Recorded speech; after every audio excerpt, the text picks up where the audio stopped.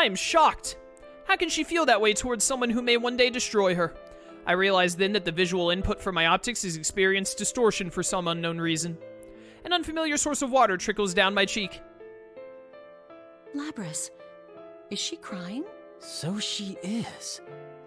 I can't believe we're actually seeing a machine being driven to tears. But its mental graphs are clearly abnormal. What kind of information did it download? Who knows? That's one thing the graphs can't tell us. We should take care to limit our studies to just the battle data. It doesn't need any sentimental memories. You can delete those. Why make a weapon so emotional that it can cry? You know that you need a machine that can form a personality and summon a persona. This guy is actually a moron. These are the dumbest researchers they could have gotten for this project. Delete them. Something roars within me. It drowns out the feelings for number 024 and our mother that had filled my heart. Delete! Like hell you're deleting my memories! Oh, please kill them. Yo, this track!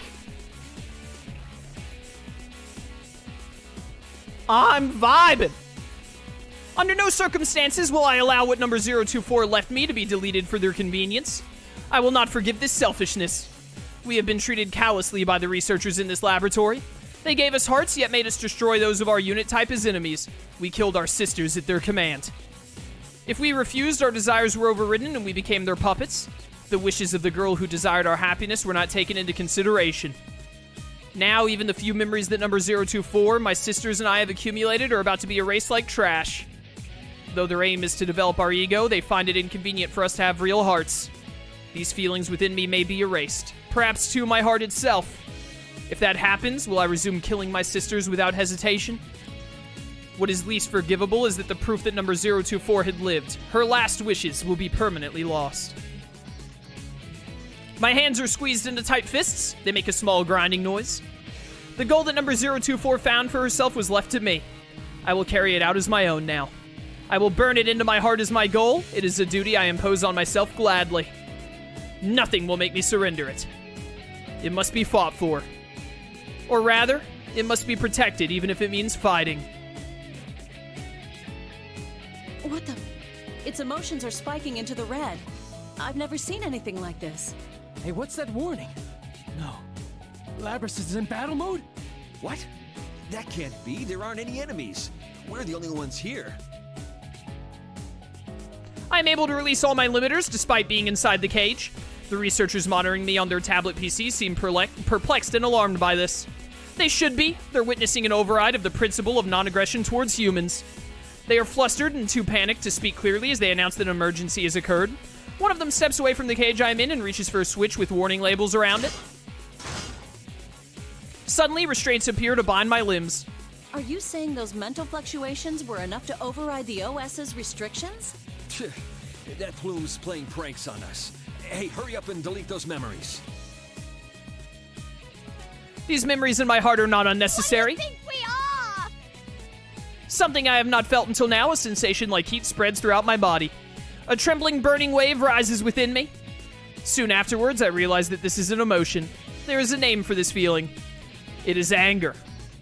I reroute all my strength into my restrained limbs. The restraints are designed to withstand up to twice our calculated maximum output. Trying to escape is therefore logically doomed to failure. Even so, I continue to muster my strength. It is not because I judge it a viable course of action. I am not merely executing an order. I am acting based on my emotions. It does not matter if the restraints can be destroyed or not. I wish to destroy them. The metal parts in both my limbs and the restraints begin to creak. How's it doing that? There's no way those things are strong enough to break the restraints. It's outputting over 220% of its theoretical strength limit, even though its joint actuators are operating at only 70% capacity. Straight up one for all up in here? Just like my man All Might, putting in more than 100% of each blow? That's not possible. That doesn't even make any sense. That's not how numbers work! What's driving this thing? What is this, some kind of anime?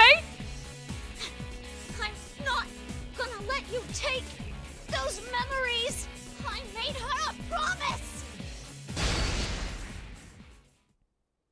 next moment, a rupturing sound like a small explosion shakes the entire room. The heavy metallic bands restraining my arms and legs shatter. I jump out of the cage and run towards the open door. No, murder first! Murder! I must escape from here. I have to get out and see the girl who loved us, though we were not yet created, to fulfill number 024's wish, which has now become mine. But when I enter the hallway connected to the outdoor area, I'm met with barricades and heavy artillery.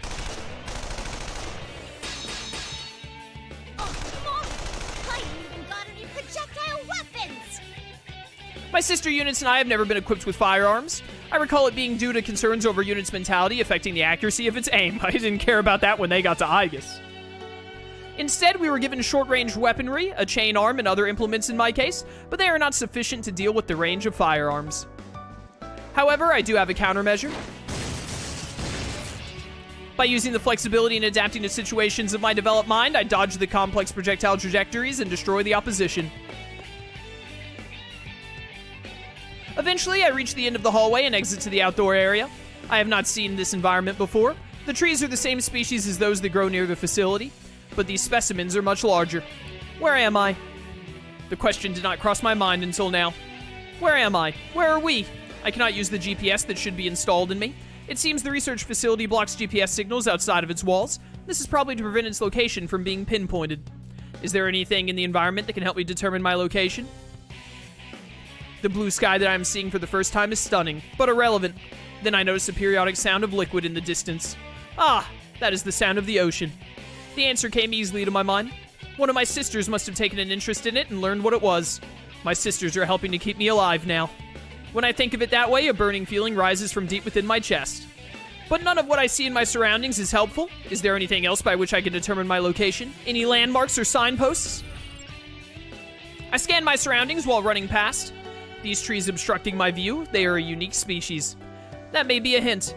I review the tree's characteristics once more and run another search on them. I attempted this once already, but there is much more data available to me now. Once again, results come easily. This variety of tree is known as a cedar. It is found in many habitats, but the cedars here are unique. The tree's shape and the age it implies is so different that it is nearly a separate species. If that is because of differences in the environment, it may be useful in determining my location.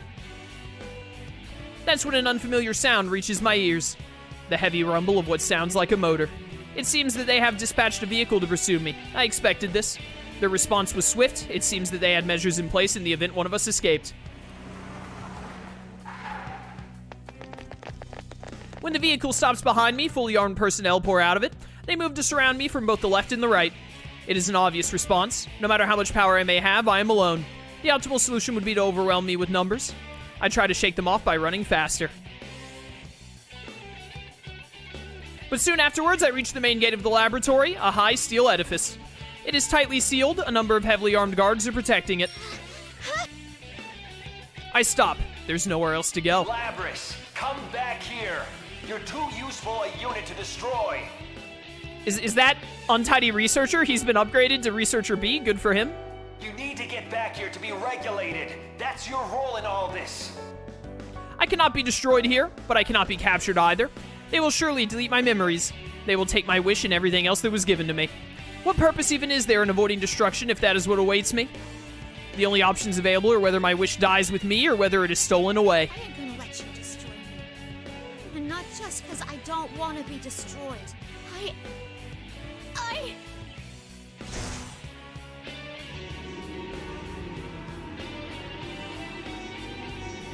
The moment I focus my concentration to remove the limiters on my onboard weaponry, I sense an unknown strength rise within me. Directly afterwards, something that cannot be qualified fills my body and the surrounding area. Huh? What the? The pursuit vehicle suddenly stops. The research staff gets off one after another, shocked. This reading, is it on the verge of a persona reaction? Shit, it's awakened? Ah, damn it, why now? Never mind, he's still untidy. Who's Researcher B? Well, at least this proves that mental stress is the key to activating the persona. Who cares about that right now? It's not fully awakened yet, but with it still unstable, we don't know what it's capable of. I'm intrigued by their statements. Persona? I knew that we had the means, but I was not aware of controlling anything. I do not know if it could be called a power, nor do I know how to use it, but I can tell that the others are afraid. I seize the opportunity and run towards the main gate. There's a slight possibility that I can reach the door without attracting any gunfire and vault over the door with my legs and chain arm. The moment I reach the gate, I launch my chain arms towards the upper threshold of the door, but the moment the arm grabs the ledge, something emerges. A much greater power touches the door as well.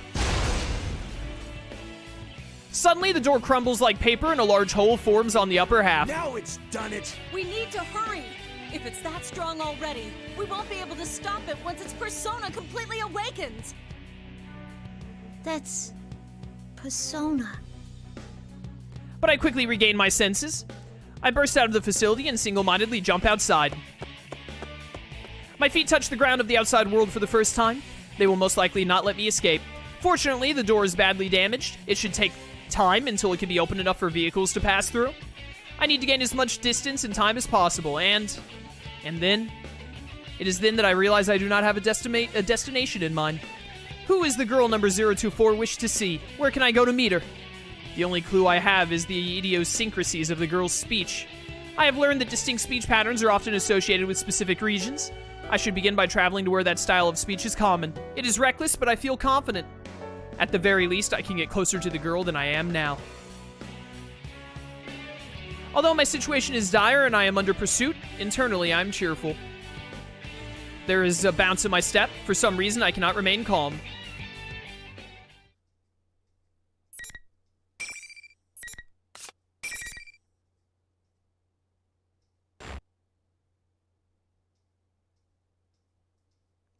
Just then, 5 meters ahead, something white and fluffy crosses my path. It is Snowy. It notices me and approaches. I am worried about my pursuers, but I cannot dismiss number 024's beloved Snowy. I lower my speed and run with it. Dude. This is an amazing backstory. Like, this is really good. This is great. They have done amazingly at going through Labrys' backstory and establishing her character. Really, really good. I'm gonna be honest with you. I wish they put in this much effort and time that they have with Labrys here, with Aigis in Persona 3. Aigis is not like a bad character, and her storyline is good. Like, I'm not saying Aigis is bad. I like Aigis. She's not one of my favorites, but I like Aigis. But, like, right now, and again, there might be some recency bias. Maybe I need to finish the game and then I usually find that my opinions can change. Normally not drastically, but a little bit after I've had some time away from the material and have thought about it for a little bit. And that could be the same case here. But right now, I like Labrys a lot more than Aigis. I'm way more interested in Labrys, and I think she's far more interesting. KS, did your PS5 ever make any odd sounds regarding the disc slot? Nope, not that I'm aware of. I then noticed that the scenery we are passing is calmed. My surroundings are very different now. The blue sky that was previously obstructed by the trees is now clearly visible. The green grass is shining vibrantly in the light of the sun. Did Labrys go up in the ranks for you? Labrys wasn't really ranked anywhere for me because I knew very little about her, and the game that she's introduced in I haven't finished playing. So I gotta, like, finish the game and get all of the info on Labrys before I can really be like, oh, this is how much I like this character. You know what I mean? There's a deeper blue than the sky ahead. Many lines of white run across it. Is that the ocean? Snowy barks as if in answer. I feel like it's saying, that's right. I could not previously comprehend Snowy. I did not have an interest in trying. But now I can grasp what Snowy is saying as if I could speak its own language. I know that it feels happy to be able to run with me. New headcanon!